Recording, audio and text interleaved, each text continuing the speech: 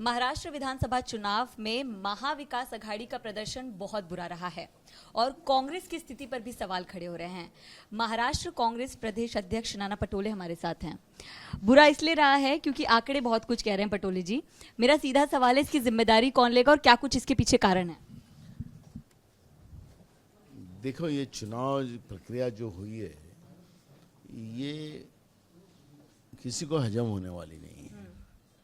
ना आपको है, ना जनता को है। लेकिन अब लोकतांत्रिक व्यवस्था में यह है कि भाई जो जीता वो सिकंदर है। लेकिन लोग कहते हैं कि हमने जिसको वोट मारा है वो सरकार नहीं आ रही है। ये कैसे ये लोग चुन के आए हैं? लोगों ने सवाल खड़े किए और आपके मीडिया में भी वो दिखाए जा रहे हैं। सोशल मीडिया पे तो बहुत बड़े पैमाने में दिखाए जा रहे हैं। इसलिए जनता की आवाज़, महाराष्ट्र की जनता की आवाज़ मैंने कल हमारे हाईकमांड के सामने रखी और हमारे हाईकमांड ने भी उस बात को एक्सेप्ट किया। हमारे राष्ट्रीय अध्यक्ष मल्लिकार्जुन खड़गे जी ने भी कल डिक्लेयर किया कि हमारे नेता राहुल जी के नेतृत्व में जैसे भारत जोड़ो यात्रा हुई थी उसी तरह पूरे देश में बैलेट का एक मोमेंट खड़ा किया जाएगा। और आज हमने डिक्लेयर किया कि उस मोमेंट को ताकत देने के लिए हम सिग्नेचर कैंपेन महाराष्ट्र में करने जा रहे हैं। 2 दिन के बाद हम लोग उसकी कैंपेन की शुरुआत करेंगे और मुझे लगता है कि देश के करोड़ों लोगों की सिग्नेचर कर हम जब महामहिम राष्ट्रपति जी को, हमारे CJI को, प्रधानमंत्री जी को या चुनाव आयोग को जब जाएगा तो जनभावना को उनको एक्सेप्ट करना पड़ेगा, क्योंकि लोकतांत्रिक व्यवस्था में जनभावना और जनता का दबाव ये सबसे बड़ा होता है। ये हम समझते हैं, वो समझे कि नहीं समझे वो बात अलग है। लेकिन जब वो नहीं सुनेंगे तब लोग खुद रास्ते पे खड़े होंगे, रास्ते पे आएंगे और तब उनको उनके तरीके से जनता समझाएंगी। और लोगों के वोटों को जिस तरह से अविश्वास जो पैदा हुआ है कि भाई मैं वोट X को दिया वो तो Y को जा रहा है, यह अविश्वास आना ही ये उनके व्यक्ति स्वातंत्र्य का हनन है। और इसलिए ये सब बातों को अब सबने समझना चाहिए। ये भूमिका लेकर जनता की आवाज़ बनकर कांग्रेस पार्टी महाराष्ट्र में सिग्नेचर कैंपेन शुरू करेगी। तो आपका कहना है कि आप लोगों की हार की बड़ी वजह ईवीएम है और कहीं ना कहीं धांधली हुई है, ऐसा आप कहना चाहते हैं? हम नहीं कहते ईवीएम का, हमने कोई भी बोला भी नहीं। मूल सब्जेक्ट है कि आप ही लोग कह रहे हो कि और जनता कह रही है, तो उनका आवाज़ बनकर कांग्रेस पार्टी खड़ी होगी और उनकी आवाज़ देश के जो संविधानिक हमारे स्ट्रक्चर है उनके तक पहुंचाना ये कांग्रेस पार्टी की जवाबदारी। जी, आप पानी पी लीजिए, फिर कंटिन्यू करते सर।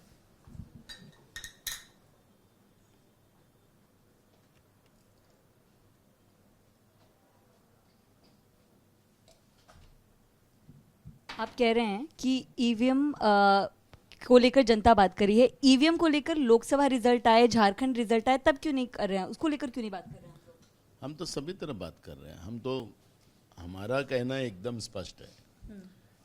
हमारा संविधान भी वही कहता है, हमारा कानून भी वही कहता है कि जब मेरे पास एक ही चीज़ है, अगर लोकतांत्रिक व्यवस्था में वोट का अधिकार है, मेरे वोटों से मेरी सरकार बने, सरकार पे मेरे वोटों का दबाव रहे।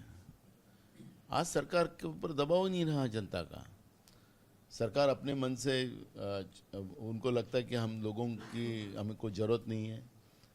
सरकार जो आश्वासन जनता को देती है, किसानों का कर्जा माफ़ी की, 2 करोड़ युवाओं को नौकरी को देने की, तो सरकार बोलती कि हमने वो जुमले बोले थे। तो इसलिए जनता का उनको ज़रूरत ही नहीं है। मणिपुर में जो घटनाएं हो रही है, गए 2 साल से मणिपुर जल रहा है, रोज़ घटना बढ़ते जा रही है, महिलाओं को जलाया जा रहा है। ना वहाँ की राज्य की सरकार और केंद्र की सरकार उस पर कोई किसी का हाल पाल पूछने को भी तैयार नहीं है। तो इसका मतलब है कि सरकारों को जनता का अब डर खत्म हो चुका है जी। और इसलिए जनता का डर हमेशा सरकार को लगे रहे और उसके वोट की ताकत हमेशा बनी रहे, ये मांग देश की जनता चाहती है।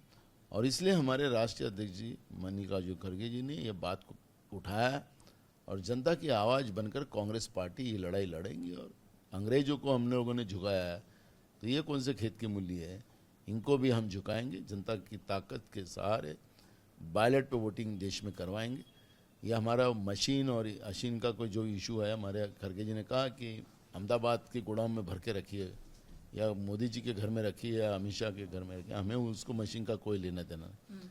हमारे को बैलेट से वोटिंग होना चाहिए, ये जनता की आवाज़ बनकर कांग्रेस काम करेगी। पटोले जी, मेरा वही क्लियर आपसे सवाल है, जब आप लोग लोकसभा के आपके नंबर्स बढ़े तब आप लोग ने बैलेट की बात क्यों नहीं की? अब जब यहाँ हारे हैं महाराष्ट्र में तब इसकी बात क्यों कर रहे हैं? आप भी सुप्रीम कोर्ट के जज जैसी बात करती हो। सुप्रीम कोर्ट के जज ने भी यही कहा कि जो हारते हो तो मशीन गड़बड़ है और जीते हो तो मशीन की बात है। ये तो ये पॉलिटिकल स्टेटमेंट है। हम जनता के अधिकार की बात कर रहे हैं, हारे या जीते ये इशू नहीं है। हम जनता के इशू की बात कर रहे हैं, और जब जनता के इशू की बात जब होती है तो इसमें हार और जीत का इशू नहीं होता। ये लोगों के भावनाओं को और लोकतंत्र को बचाने की बात होती है, और ये हमारा संविधान कहता है। मुझे अगर मेरा वोट एक्स को देना और वाई को जा रहा है, उसमें मेरा अविश्वास हो रहा है, यही मेरा व्यक्ति स्वतंत्र का हनन है, मेरा फंडामेंटल राइट्स का हनन है, तो ये आवाज़ कांग्रेस बनेगी। अंग्रेज भी ये देश में राज कर रहे थे, लेकिन अंग्रेज जब देश की जनता पे अन्याय करते थे तो कांग्रेस ने उसके विरोध में उठाव किया। नहीं तो उस समय भी तुम्हारे जैसे सवाल पूछने वाले लोग थे, नहीं अंग्रेजों ने रेलवे लाई यहाँ पर, बहुत अच्छा कर रहे हैं, कोड़े बरसा रहे तुम्हारे पे, महंगाई में तुमको लूट रहे हैं, तुम्हें फसल का दाम नहीं दे रहे, लगान लगा रहे हैं, तो ऐसे बोलने वाले भी लोग थे। लेकिन कांग्रेस ने उस समय भी ये लड़ाई लड़ी और जीती, और आज हमको आज़ादी मिला के दी। आज हमारा लोकतंत्र धोखे में आ गया है, तो ये लड़ाई कांग्रेस लड़ रही है, तो उसको आप लोगों ने सपोर्ट करना है। लड़ाई तो चल रही है। एक सवाल ये भी है कि महाराष्ट्र में महायुति के नंबर्स आए हैं लेकिन सरकार नहीं बना पाए अभी तक। एक हफ्ता हो गया है, शपथ नहीं ले पाए मुख्यमंत्री की, इस स्थिति पर क्या कहेंगे? ये मित्र का अभी तक क्लियरेंस नहीं आया है।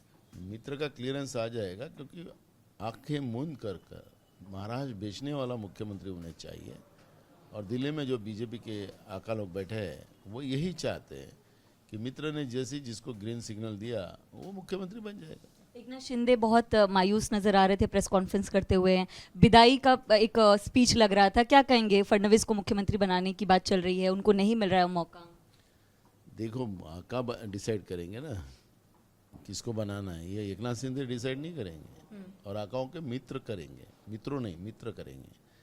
तो इसलिए स्वाभाविक है कि वो कह रहे थे कि एकनाथ शिंदे कई बार कि मेरे नेतृत्व में चुनाव हो रहा है, मैं जीतूंगा तो मैं मुख्यमंत्री बनूंगा, ऐसे कई बार कहा है। तो अब तो मुंह की जलेबी जा रही है, तो अपने आप नर्वस आ गया हूँ, नर्वसपना आ ही गया उनके इसमें। तो मुझे लगता है कि अब आका के मित्र डिसाइड करेंगे, और जल्दी करें। महाराष्ट्र में कानून व्यवस्था बिगड़ते जा रही है, और रश्मि शुक्ला जी को और उस पे पोस्ट पे बिठाया गया तुरंत रिजल्ट के बाद। कोर्ट में केस चल रही है, चुनाव आयोग उस पर निर्णय लेने को तैयार नहीं है। तो ये रिटायर हुए अधिकारी को उन्हें 2 साल का एक्सटेंशन देना, ये कानून गैर कानूनन है।